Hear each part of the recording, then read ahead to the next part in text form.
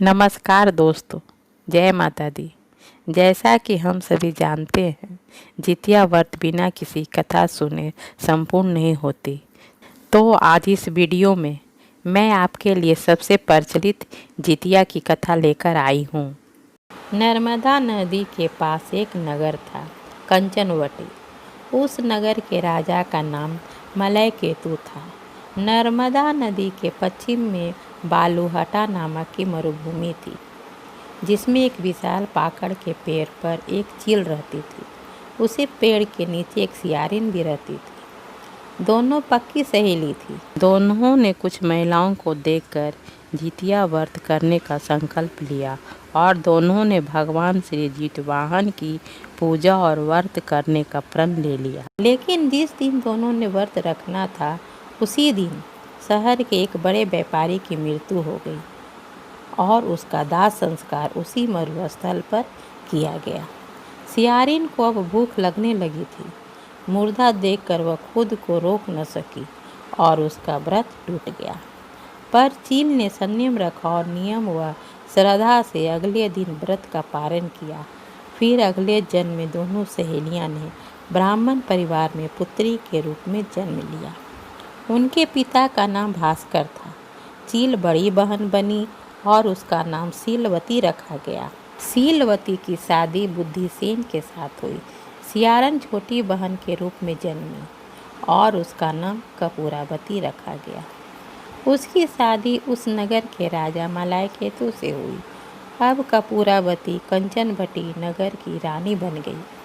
भगवान जितवाहन के आशीर्वाद से शीलवती के 7 बेटे हुए, पर कपूरावती के सभी बच्चे जन्म लेते ही मर जाते थे। कुछ समय बाद शीलवती के 7 पुत्र बड़े हो गए। वे सभी राजा के दरबार में काम करने लगे। कपूरावती के मन में उन्हें देख ईर्ष्या की भावना आ गई। उसने राजा से कहकर सभी बेटे के सर काट दिए। उन्हें 7 नए बर्तन मंगवाकर उसमें रख दिया और लाल कपड़े से ढककर शीलवती के पास भिजवा दिया। यह देख भगवान जितवाहन ने मिट्टी से 7 भाइयों के सर बनाए और सभी के सिर उसके धड़ से जोड़कर उन पर अमृत छिड़क दिया। इससे उनमें जान आ गई। 7 युवक जिंदा हो गए और घर लौट आए। जो कटे सर रानी ने भेजे थे, वे फल फूल बन गए।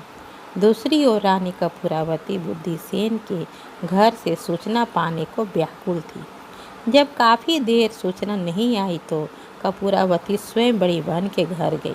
वहाँ सबको जिंदा देखकर वह सन्न रह गई। जब उसे होश आया तो बहन को उसने सारी बातें बताई। अब उसे अपनी गलती का पछतावा हो रहा था। भगवान जितवाहन की कृपा से शीलवती को पूर्व जन्म की बातें याद आ गई। वह कपूरावती को लेकर उसी पाकड़ के पेड़ के पास गई और उसे सारी बातें बताई।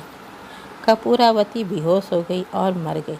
जब राजा को इसकी खबर मिली तो उन्होंने उसी जगह पर जाकर पाकड़ के पेड़ के नीचे कपूरावती का दाह संस्कार कर दिया।